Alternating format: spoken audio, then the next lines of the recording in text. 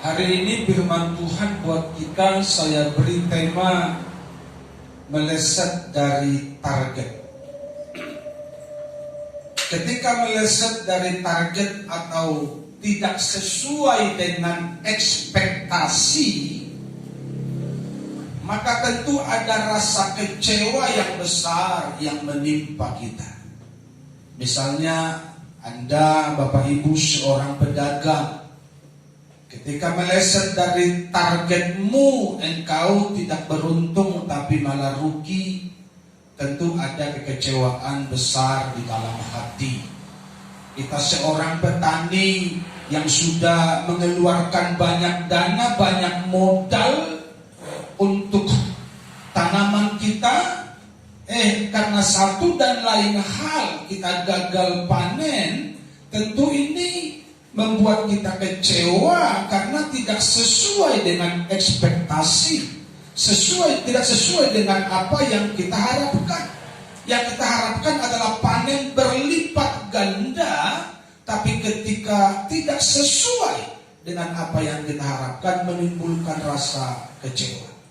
Dan tahukah saudara, Tuhan punya target atas hidupmu. Dan kalau target itu tidak tercapai, target itu tidak sesuai dengan ekspektasi Tuhan, maka Tuhan pun akan kecewa kepada gerejanya dan tentu kepada kita yang ada hari ini. Kita lihat firman Tuhan.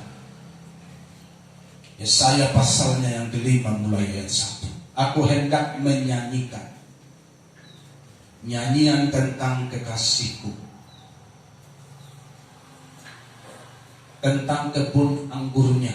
Nyanyian kekasihku tentang kebun anggurnya.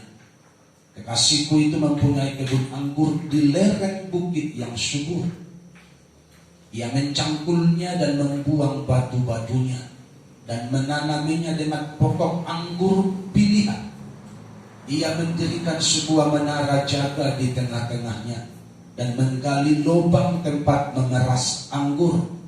Lalu dinantinya supaya kebun itu menghasilkan buah anggur yang baik, tetapi yang dihasilkannya ialah buah anggur yang asam. Maka sekarang, hai penduduk Yerusalem dan orang Yehuda, adililah antara aku dan kebun anggurku itu.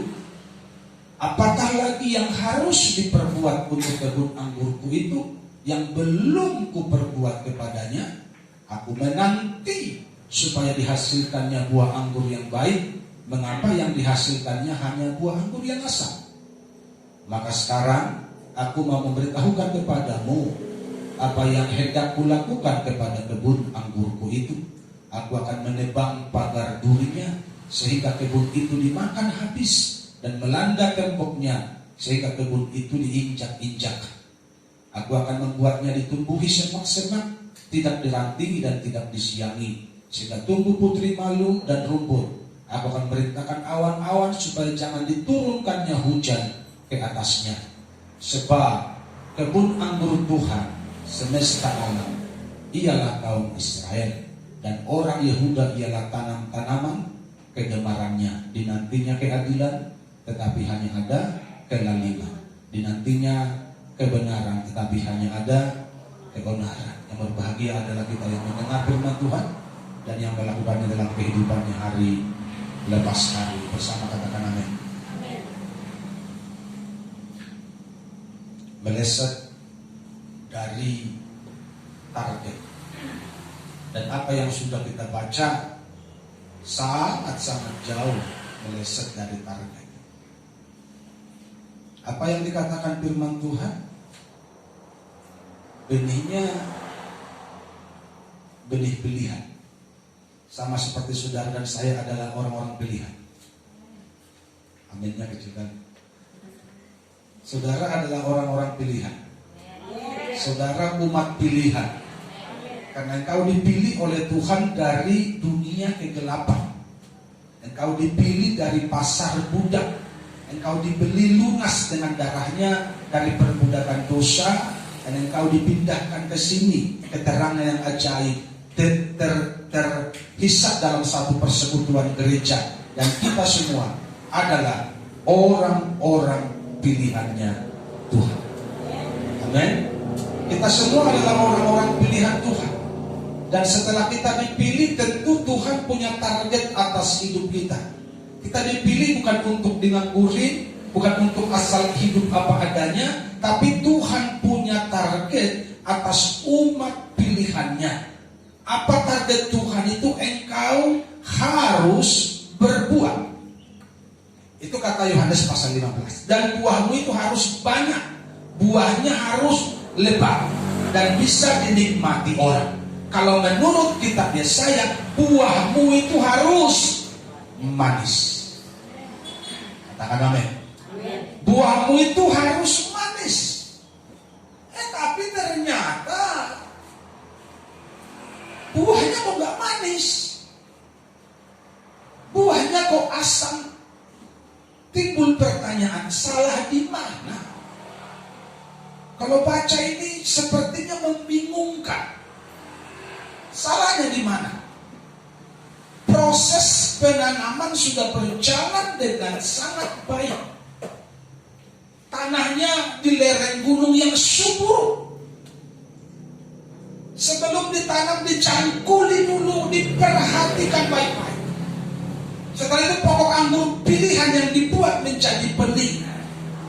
Kalau kita mau lihat dari kronologis penanaman benih ini, berarti tidak ada sedikit pun kesalahan dari penanaman dari yang punya kebun anggur itu. Karena semua sudah dilakukan, didirikan menara penjaga untuk memantau, untuk merawat, untuk memperhatikan. Supaya apa? Supaya tidak ada gangguan. Bahkan pagar sekeliling dibuat. Kurang enak apalagi, kurang mantap apalagi dari semua sistem penanaman yang dilakukan oleh pemilik kebun anggur itu. Dan waktu berjalan, ketika musim panen tiba, begitu dipanen, dinikmati. Bahkan tempat pemerasan anggur sudah dibuat.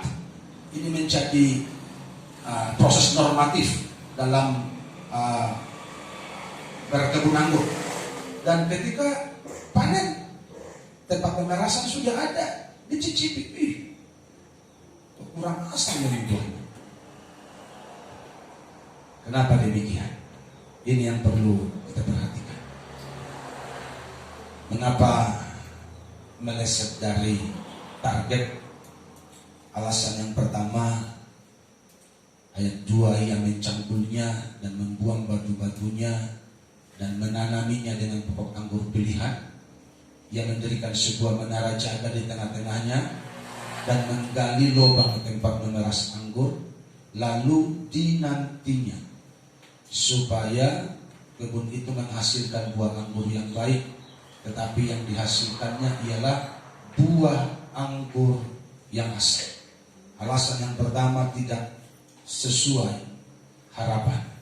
Pemilik kebun anggur itu punya ekspektasi, punya harapan yang besar tentang kebunnya.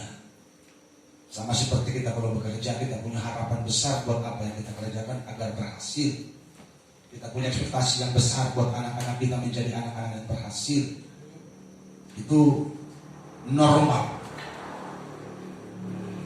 Dia akan mendapatkan hasil yang terbaik karena dia sudah melakukan perawatan yang terbaik. Tetapi nyatanya meleset. Dan tentu ini menyakitkan bagi sang pemilik kebun anggur tersebut. Dan saya beritahu kepada kita hari ini, pokok anggur itu adalah hidupmu dan hidupku. Haleluya. Engkau harus mengerti itu.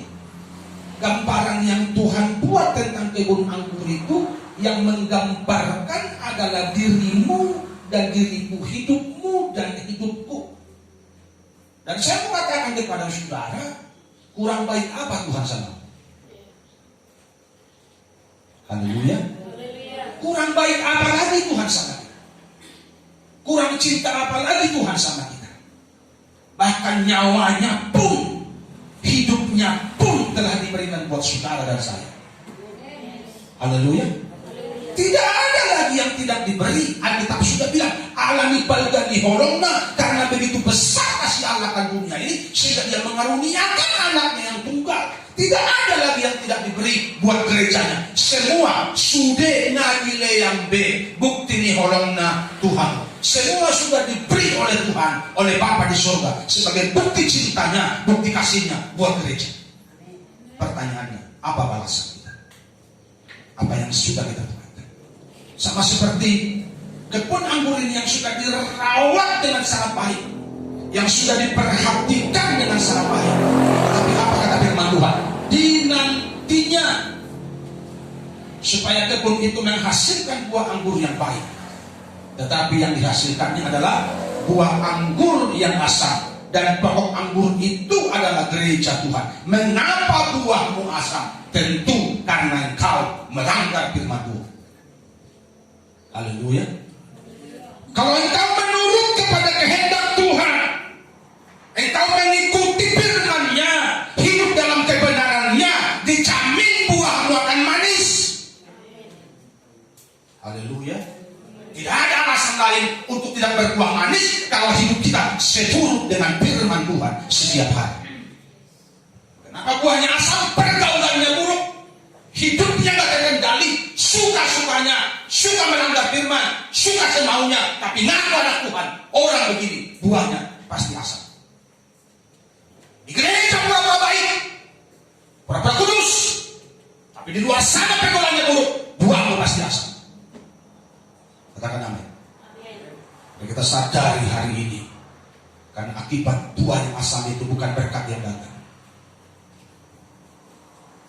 Yang Tuhan minta buah kita itu manis. Tetapi mengapa yang keluar dari hidup kita buah yang asam? Mari kita sadari hari ini. Selama ini buah kita seperti apa? Atau jangan-jangan kita belum pernah berbuah. Kita mandul seperti pohon bonsai. 30-40 tahun kita Kristen, tapi tetap seperti itu besarnya. Namanya aja pohon bonsai. Tidak bertumbuh, tidak bertambah besar, apalagi berbuah. Ngaku orang percaya, ngaku orang Kristen, tapi tidak punya kemajuan rohani sama sekali. Kalau begitu apa yang kita berbuat? Asal Kristen saja. Asal artinya gak bisa dinikmati orang. Batu sandungan. Gak berguna. Gak bermutu. Rohannya gak bermutu. Bantet. Singgung sikit ngambek. Kebaktian suka-suka. Ibarat garam yang hambar. Itu anggur yang asam ini. Ibarat garam dia hambar, tidak guna lagi. Diapain itu garam hambar? Dibuang saja. Buat pupuk pun tak guna. Diapain itu? Diincak-incak, tidak ada guna sama sekali. Nah, semua kata kepada saudara, garam yang hambar itu pun adalah gambaran dari gereja Tuhan. Betul begitu kan? Iya. Garam yang hambar itu pun adalah gambaran dari gereja Tuhan. Jemaat Tuhan yang tidak bertumbuh, yang tidak bermutu rohaninya, diibaratkan garam yang hambar, yang tidak ada guna sama sekali. Dan yang tidak ada guna ini berharap masuk surga, impossible. Betul apa salah? Garam yang hambar ini, anggur yang asam ini masih berharap ke surga. Ke surga hasonanani. Kayak mana lu bisa ke surga? Anggur lu aja asam, garam lu aja hambar, gak guna. Betulkah begitu umat Tuhan? Haleluya. Garammu hari-hari ini asin atau hambar? Anggurmu hari-hari ini asam atau manis? Mari kita koreksi diri kita masing-masing. Kalau toh masih asam, masih ada waktu bertobat selagi kita masih hidup. Masih ada waktu membenahi diri selagi kita masih sehat, untuk kedepannya buat kita menjadi manis dan bisa dinikmati orang lain. Haleluya. Jadi hidup yang tidak sesuai dengan koridor firman, itulah yang membuat anggur kita menjadi asam. Walaupun kita dikhotbahi dengan khotbah yang terbaik, seperti perawatan kebun anggur itu, digembalakan oleh gembala yang terbaik, terhisap bergereja di gereja yang terbaik, Itu bukan menjadi jaminan engkau bertumbuh dengan baik kalau engkau tidak mau menurut kepada kehendak Tuhan. Haleluya. Seperti kebenaran baru, yang terbaik sudah dibuat, tapi tidak berhasil. Kenapa? Karena kurang penurutan kita kepada Tuhan, kepada firman. Mau tergembala di gembala yang paling sempurna pun, gereja yang sempurna pun, tidak mungkin kita bisa bertumbuh dengan baik. Karena kehadiranmu di gereja yang sempurna itu membuat gereja itu tidak sempurna. Kehadiranmu di gereja yang terbaik itu membuat gereja itu tidak terbaik lagi. Kenapa? Karena engkau asal. Puji Tuhan, mau berubah, hidup hanya sebentar, buatlah berarti, karena bila tiba waktunya, kita pun kan pergi. Haleluya. Bila tiba waktunya, tinggal tunggu gilirannya kita ini. Makanya sebelum giliranmu tiba, hiduplah dalam kebenaran. Hiduplah dalam kebenaran, seolah-olah esok Tuhan kan datang. Jangan hidup lagi untuk diri sendiri, setialah melayani. Katakan amin. Kalau kita nggak hidup untuk diri sendiri, kita melayani dengan kesungguhan hati, dengan tulus mengasihi Tuhan dengan tulus, saya jamin hidupmu pasti manis. Haleluya. Buahmu pasti manis, perbuatanmu pasti manis. Nggak ada lagi kemunafikan, tapi ketulusan yang nampak, yang keluar lewat kehidupan kita setiap hari. Yang kedua, tidak tertib. Sebab kebun anggur Tuhan semesta alam ialah kaum Israel. Kaum Israel itu adalah gambaran dari hidupmu dan hidupku. Katakan amin. Dan orang Yehuda ialah tanam-tanaman kegemarannya. Dinantinya keadilan, tetapi hanya ada kelaliman. Dinantinya kebenaran, tetapi hanya ada keonaran. Tapi gereja, tapi kebaktian, tapi berdoa, tapi berjamaah, tapi onar hidupnya. Tak ada keadilan di hidupnya, di pekerjaannya, di keluarganya. Tapi rajin martonggo, rajin martangian, rajin margareja. Kenapa seperti itu? Karena hidupnya tidak tertib. Haleluya. Hidupnya tidak tertib, tidak mau dikendalikan oleh firman. Hidup suka-sukalah yang mengakibatkan hasilnya seperti itu. Harusnya ada keadilan, harusnya ada kebenaran, tapi terbalik, yang ada keonaran, yang ada kelaliman, yang ada ribut, berantem, recok. Tapi kalau berdoa goyang-goyang, gemetaran, seolah-olah surga mau turun saking seriusnya berdoa. Tapi kalau ngomongin orang, sama juga. Iblis datang saking mantapnya kalau ngomongin orang. Di sini kalian begitu ya. Di sini mah sudah bertobat semua, saya percaya itu. Masa khotbah tiap minggu dengan kajian tidak ada perubahan lagi. Aneh juga kalau begitu kan? Haleluya.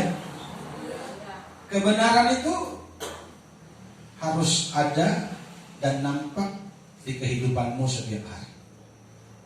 Orang dunia harus melihat ada perbaikan-perbaikan di kehidupan kita setiap hari. Haleluya. Kalau dulu kita duniawi, jangan lagi ngaku sekarang sudah kebaktian bergereja di gereja karismatik masih gaya duniawi, berarti kamu belum bertobat. Orang harus bilang begini, memang dulu dia bandel lah, tapi sekarang udah baik kali dia. Itu baru jelas. Katakan amin. Dulu dia bandel, sekarang sama aja. Walaupun pindah gereja dia, walaupun kebaktian di gereja yang tepuk tangan itu, di gereja yang nangis-nangis itu, hidupnya kamu lihat sama aja. Kalau ada orang bilang begitu samamu, artinya kau masih belum bertobat. Haleluya. Kebenaran itu harus bersinar. Apa yang didengar dan dipelajari di gereja tidak diaplikasikan dalam hidup sehari-hari, makanya nggak bertobat, nggak berubah. Sama hidupnya, aku masih seperti yang dulu. Saudara masih begitu? Jangan lagi begitu ya. Kita harus berubah, katakan amin. Kita harus berubah. Apapun ceritanya, kita harus berubah. Apapun ceritanya, rohani kita harus bertumbuh. Rohani kita harus maju. Jangan lagi main-main. Karena kita ada di penghujung zaman hari-hari ini. Bukan cuma karena di penghujung zaman, tapi kita pun sudah semakin tua. Kalau sudah semakin tua, peluang mati tambah banyak. Walaupun tidak ada jaminan, orang muda lebih lama mati daripada orang tua, gak ada jaminan. Tapi biasanya dimakan umur, orang pun akan mati juga. Kan begitu? Haleluya. Kalau begitu apa yang mau kita persiapkan? Mari kita berbenah diri dengan baik hari ini supaya ketika kita dipanggil Tuhan, kita betul-betul berjumpa dengan Tuhan. Amen. Bukan berjumpa dengan yang lain.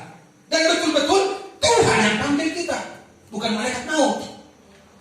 Haleluya. Kalau kita sungguh-sungguh ya Tuhan yang panggil, hayang aku pulanglah. Lalu jauh.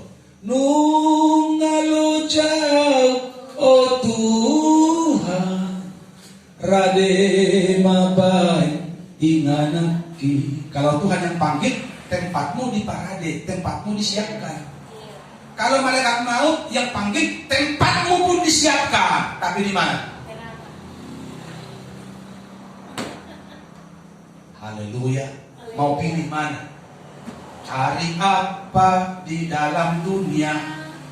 Cari apa di dalam dunia? Cari hepeng tentu binasa. Cari Yesus. Kalau cari heaven dapat heaven masih mending. Cari heaven dapat utang, bukan heaven yang dapat. Sudah berjuang mencari heaven, bukan heaven yang tambah, bukan uang yang tambah, utang yang tambah, rentenir. Utang yang tambah itu kooperasi buat modal. Mudah-mudahan di sini ada begitu ya. Haleluya. Makanya cari kerajaan surga, cari Tuhan dengan sungguh-sungguh supaya semuanya ditambahkan bagimu. Hidupnya bagaikan kebun anggur yang sudah dirawat sebaik-baiknya,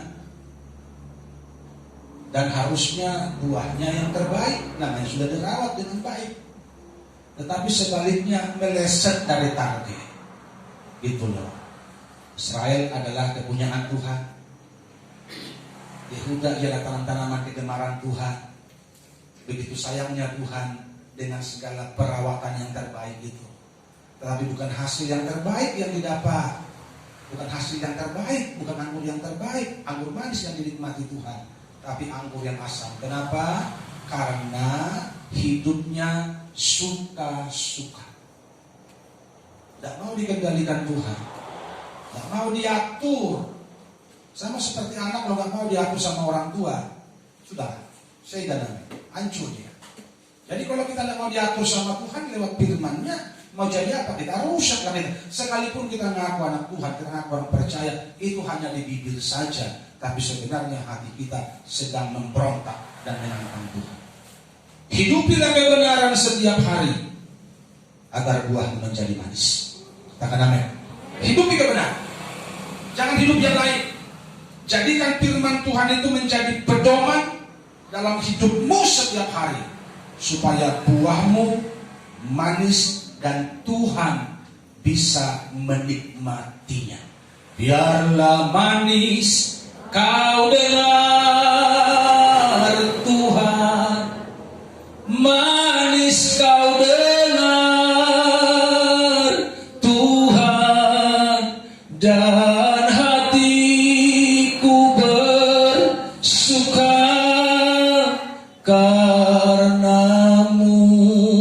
Hidupmu manis, pujianmu manis, penyembahanmu Suaramu manis didengar Tuhan kalau engkau setiap hari hidup dalam kebenaran.